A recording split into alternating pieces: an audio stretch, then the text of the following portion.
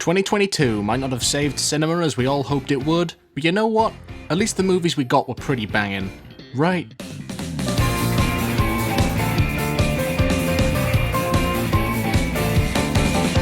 This was the year of movies that we deserved following the upswing of 2021. There was so much great stuff that came out this year that when picking my favourites I had to be pretty cut and dry on what I talked about today, or we'd be here all day. Most of the Marvel TV series won't be making my list because even though I watched them all and enjoyed them, I don't really have anything more to say other than, yeah, it's more of the same good shit, innit? There was so many films released this year, scattered all over the place, it was pretty hard to keep track of them all. So unless it was shown in a cinema or caused enough buzz online or on a streaming site to be worth checking out, it's cut. But before we get to the best movies I saw, let's see all the other great things that happened for cinema in 2022. The moon is going to help us! Excuse me, what?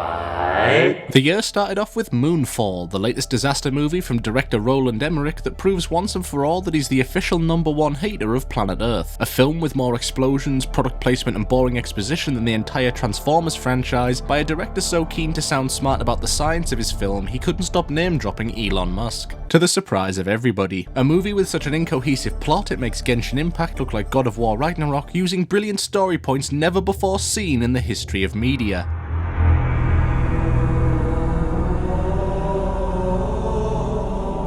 In summary, movie of the year. Not to be outdone, after years of silence, director David O. Russell's latest film Amsterdam dropped us stunning praise. I mean, just look at those reviews. 48 out of 52 people must have rated this thing 100%. That's how percentages work, right? A lot of people refuse to call this a great film at all, but how can you not when this is clearly the most accurate adaptation we've ever gotten of Grandad off his meds? Not also forgetting we got the world-shaking biopic about the cleanest League of Legends player in Morbius. Just look at the BO clouds coming off this man. Clearly a Yumi main. Now I can bat around the body! Honestly, joking aside, I would have preferred this film to be a B-list vampire movie rather than something trying to tie itself into the MCU, so I don't have to pretend to give a shit about the writing. I think it speaks wonders that the execs saw the memes about the film re-releasing circulating on Twitter and thought, this looks like a great idea. Overall, needs a holy water bath out of 10. Sir, have you heard of the hit game Among Us? After much anticipation, DC finally released their live-action adaptation of Black Adam, and I mean, what can I say? You've got fantastic scripting coming straight from the likes of Nolan, the animation department is literally on fire, keeping the blobby CGI villain streak alive and well, but more than that, I'm happy that the DC universe finally seems to be moving in the right direction. The hierarchy of power in the DC universe is about to change. The Witcher Blood Origin thought it would be a good idea to try and release a standalone story with nothing connecting it to their other show, featuring one of the most beloved castings of all time, make the dialogue the most cookie-cutter thing imaginable and have no stakes of any kind until the last hour, and kind of hope people just wouldn't notice. Shockingly, they did. Sylvester Stallone celebrated the release of his 82nd movie, which is an absolutely astounding achievement for a single actor, showing that his fans are unwavering in their sheer commitment to one thing, proving you can theoretically beat 1 billion lions if he told them to. Alright, enough dogpiling in on one actor for the choices they've made. Mark Wahlberg on the other. Sorry, that was too easy. Mark Wahlberg and Kevin Hart are two actors that definitely seem to be getting about this year, even going so far as to star in a film together, and the reviews really speak for themselves. There's not much I can say about it that actual movie critics haven't already said, other than I might cry. Well, I think I've stalled you long enough, let's get on with it. I feel kind of bad when I say that cinema has conditioned me into thinking most feel-good movies will always end with something unexpectedly tragic happening in order to elicit a last-minute emotional response. Now what happens if you present me, Mr. Emotionally Brittle as Chalk, a feel-good movie about someone just trying to make the most of the life they have left after having lived the same mundane existence day in, day out for as long as they can remember? Chances are I'll be fighting back the Floodworks in the back row. Living proves that you don't need big emotional flourishes or last-minute tragedy in order to have a great feel-good movie. The most extraordinary thing it does is how many unextraordinary things happen in it, but that's exactly what makes it so great in my opinion. It's so casual, so unbelievably down to earth and real that it almost feels comforting. You see this man? Well, he just got told he's got stomach cancer and to make his peace any way that he can in the short time remaining to him. Now I know what you're thinking, right? Time for some wacky feel-good movie shenanigans. Except nothing changes right away. He's run the same routine every day of his life for so long he has no idea how to suddenly let go and live. That is until he does this one simple trick every Sigma male hates him for. He politely asks a woman for help.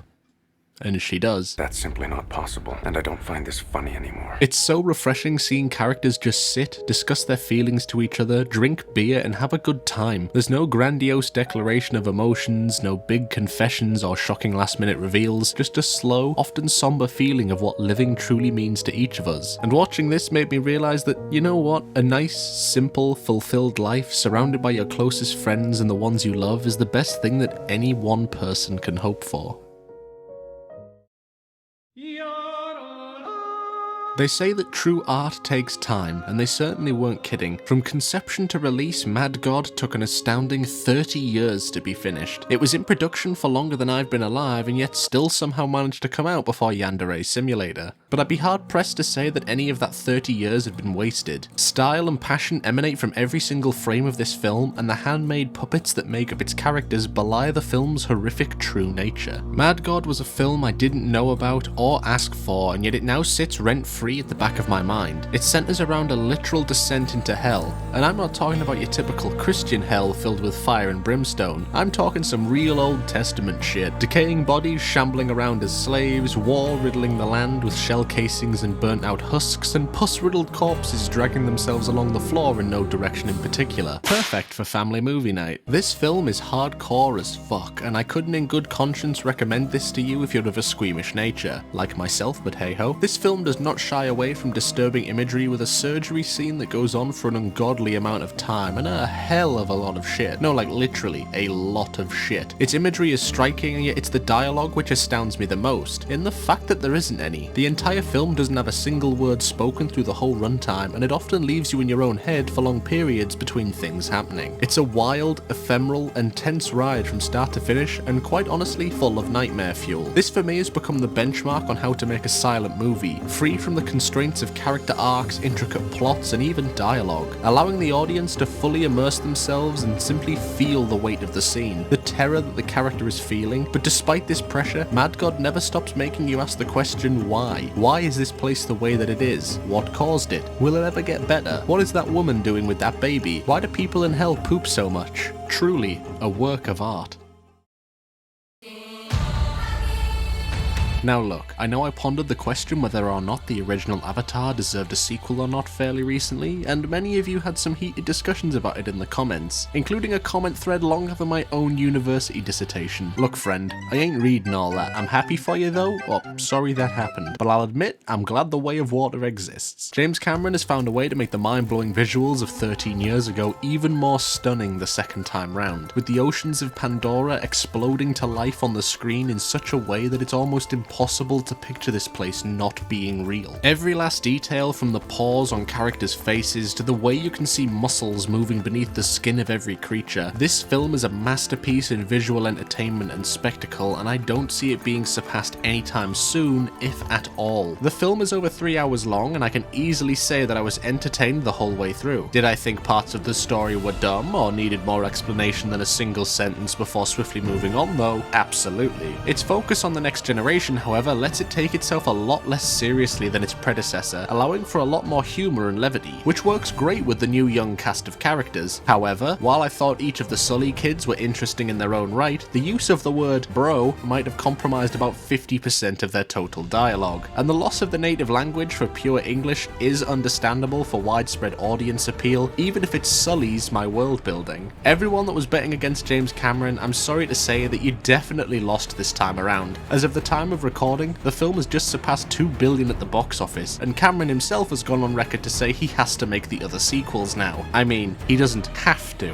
Just putting that out there, Jim. But we can look forward to film 3 releasing in about 2 years from now. I wonder what it's called. Why can I smell copyright infringement?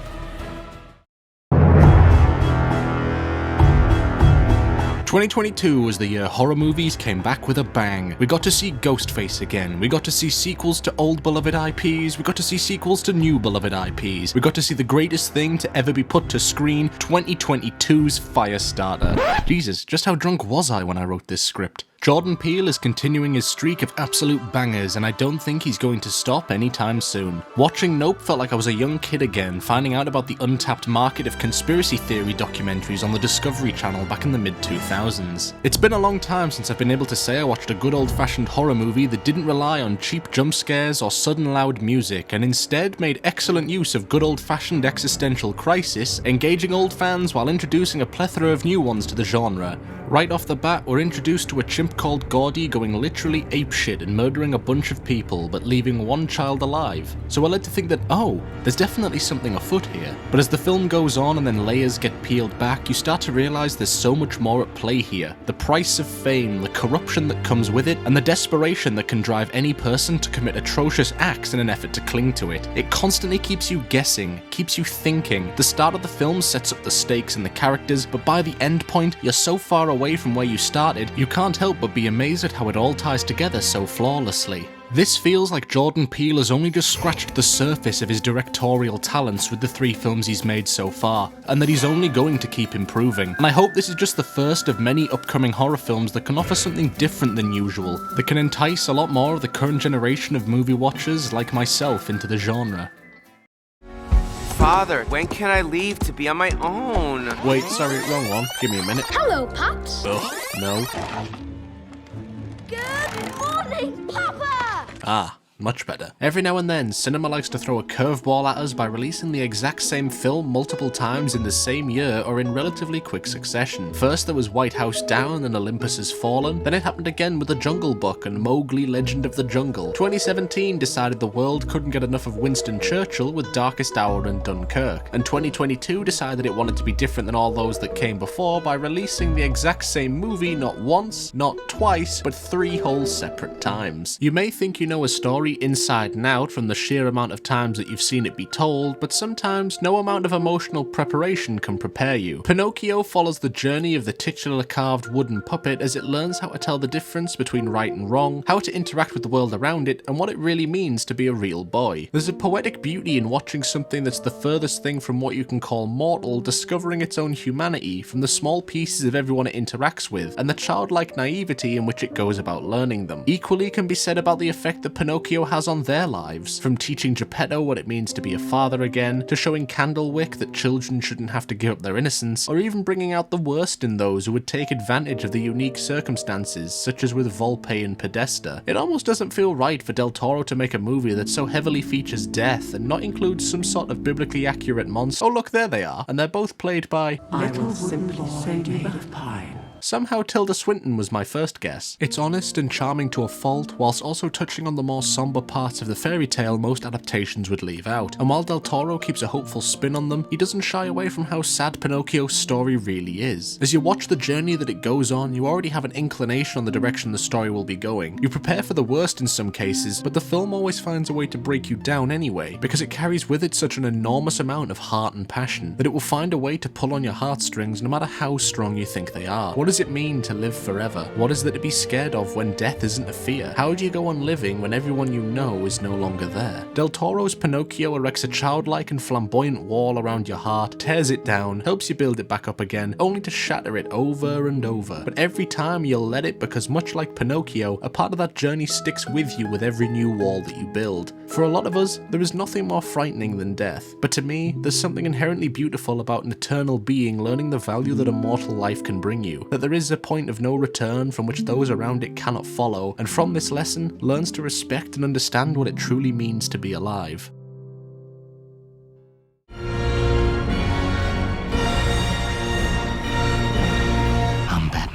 I'll put my hand up and admit that when I first heard the news about Robert Pattinson playing Batman, my first response was, oh my god, Edward Cullen's gonna be playing Batman? What even is that, mate? And I realised that I'd never actually seen him in anything other than Twilight and that one Harry Potter movie. Fast forward me binging his entire filmography only to realise what an absolute fool I'd been sleeping on this man. The Batman was absolutely crazy, not just for being a solid, well-crafted movie set in the early years of the Caped Crusader's life, but I genuinely believe that Robert Pattinson Pattinson gave one of, if not the second best portrayal of Batman that's ever been put to screen. There's no topping Adam West, let's be real. Batman is a character that's been explored to hell and back, but it's genuinely refreshing and addicting when another director comes around and finds an angle that hasn't been put to screen before. And the Batman capitalizes on this to the fullest. Who would have thought that the best way to make a believable and enjoyable Batman movie was to make him way younger, take out a lot of the bullshit weaponry, and make him grounded and more likely to make mistakes? Pair that with a film about hunting down a serial killer, and then you have a fantastic mystery movie first, a superhero movie second.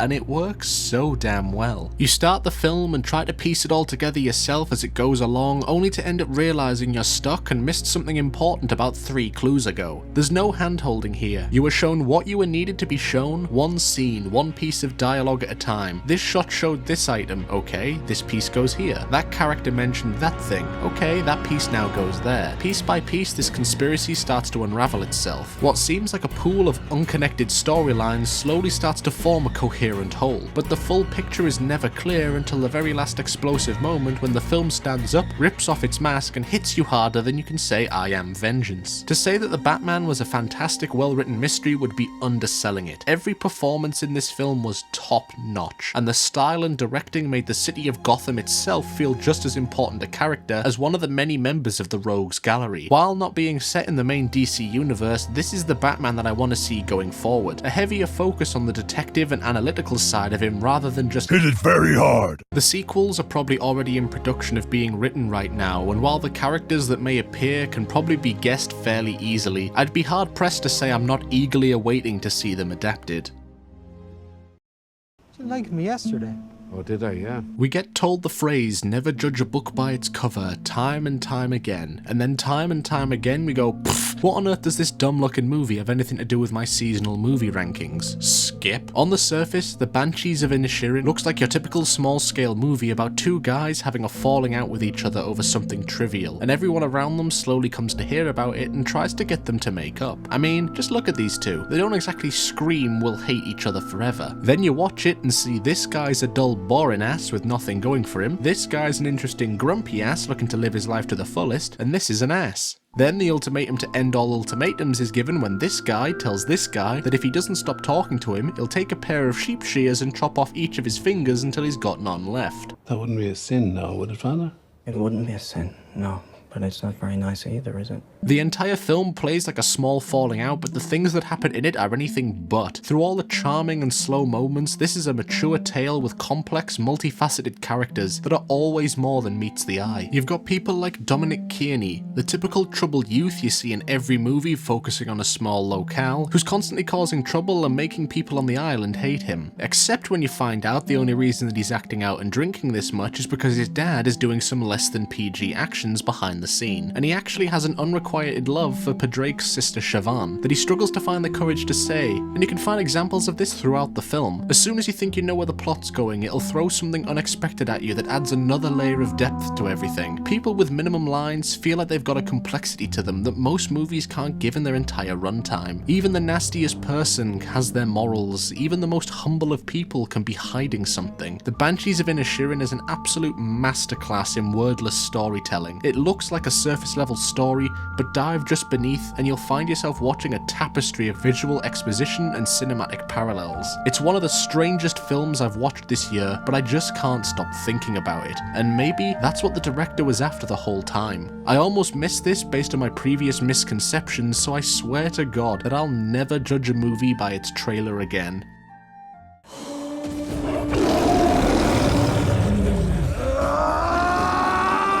What is this absolutely dumb looking movie?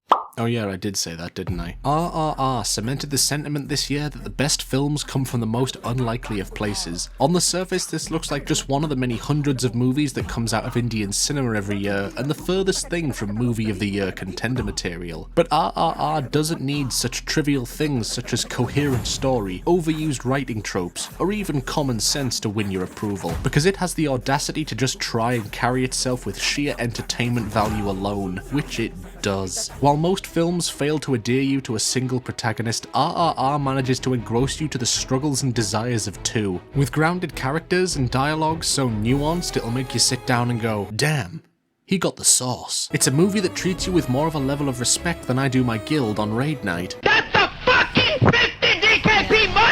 This film takes wacky and fun enjoyment to the extreme, yet also finds the time to fit in a grounded story of struggle and hardship. Characters air their grievances aloud like it's a Shakespearean play on acid, but the consequences to their actions are brutal and prolonged like something out of Game of Thrones. And all at the heart of it is the best bromance you didn't know you needed in your life. From the moment you hit play, you'll find yourself rooting for Beam and Raju to take on the world and have a great time doing so. You'll get invested in these dance battles between JoJo protagonists and Like It Son. It's not hyperbole to say the climax of this film didn't just land on both feet. It did a double twisting somersault over a shark tank in the process, backflipped through a flaming hoop as an encore, then bowed out to rapturous applause. It's movies like this which just reaffirm my faith in cinema. It shows me there are still creators out there willing to make original, provocative works of art in an industry saturated with mediocrity and pandering to the lowest common denominator, and that there is still someone out there who is willing to take the risk to approve it, no matter how much I'll gravitate to the 100th superhero movie or the next big dumb action spectacle. It's finding gems like this which keep me coming back, and I hope to God that they never stop being made. 新時代はこの未来だ世界中全部 The second arc of Demon Slayer, the prequel to Jujutsu Kaisen, Dragon Ball Super Broly. In my history of being an anime fan, it's been nothing short of incredible. Seeing anime in the cinema has exploded from being a niche thing into a full-blown cultural event each time. But that's exactly what I felt when watching One Piece Film Red. In the year that I made the dedicated effort to binge read and catch up to the manga, I didn't think there was anything that could keep up with the hype I felt when reading the Wano Kuni arc, but Film Red dropped so hard my parents thought another recession had happened. It's rare to see a series so well known and engraved in people's minds for being a goofy pirate shonen take the leap into a genre that you would have never associated with it before, and rarer still to see one that manages to follow through with it and succeed. To call this film something new for the franchise would be an understatement, because until you see some familiar comedy and action, no one would even blame you for thinking you'd put on the wrong movie. What brings a smile to my face the most is that this is one of the highest rated and talked about One Piece movies of all time, and it's a goddamn musical. Bet you never saw that one coming. Uta has been one of the most refreshing new additions to the expansive cast, and despite everything about her revolving around music, she fits in so perfectly to this absurd and wacky world. The music by Ado and the absolutely stellar animation takes an already great film to even greater heights. After everything that 2022 has thrown at us, who'd have ever thought that an anime character would have one of the most banger albums of the year?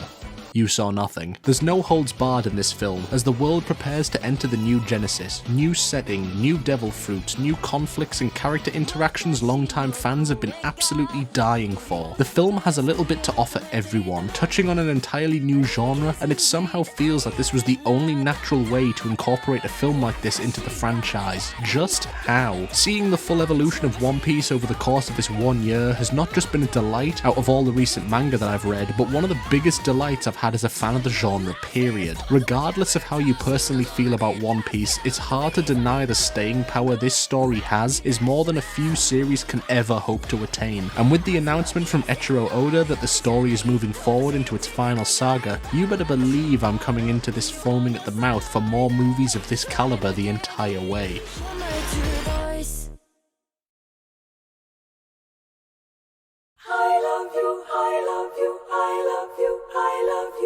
I don't think it's an understatement to say that in all my years of watching movies, enjoying my time over the years despite wading through a lot of the mediocre and the downright terrible, that this was the movie that I needed this year.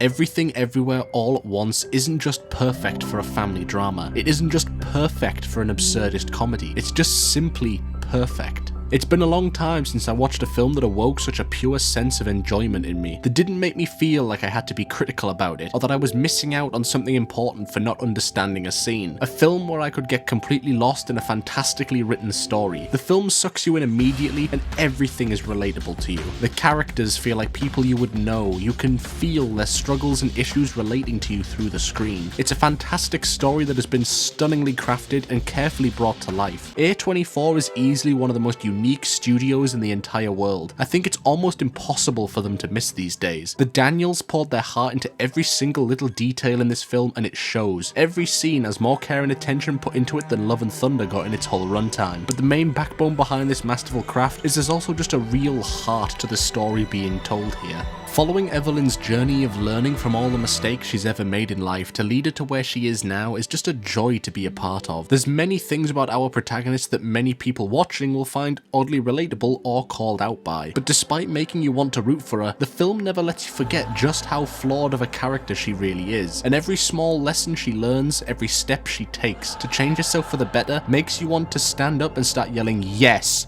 that's what I'm talking about. This isn't a movie where you'll find yourself immediately projecting onto the main character, but instead cheering her on to become a better person, and over the course of her journey, you'll slowly come to realize that maybe there's a small bit of Evelyn in all of us. This is no longer the self-gratifying movie that we're all used to. It's a self-reflection movie, and I think this is true for every single character in this film. Her dad, kind of an arsehole, but he slowly learns and grows from it because of the generational difference between the two, and because parents are still human after all. Waymond, well, he's your typical good-natured golden boy who tries his hardest that you've seen countless times before, and guess what? I'd always hated this place.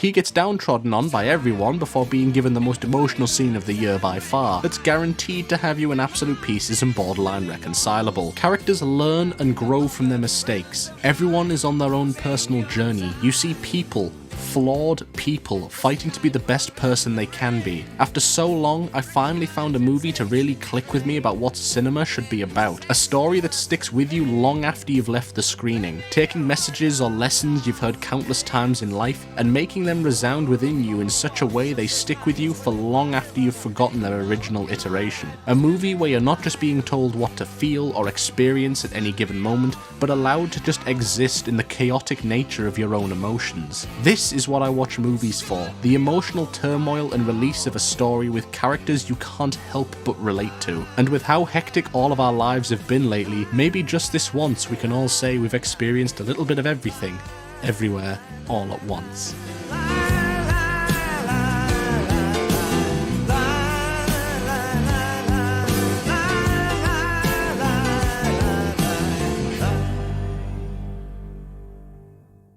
But anyway, I've talked for far too long already, even having to cut out so many other movies I enjoyed that didn't quite meet my standards. We really got it all this year.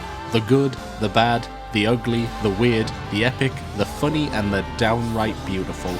It's been an up and down year for me overall, but it's been making videos for you guys that have helped me get through it. And whether 2022 was a great year for you or not, you can't deny it was a pretty great year for movies.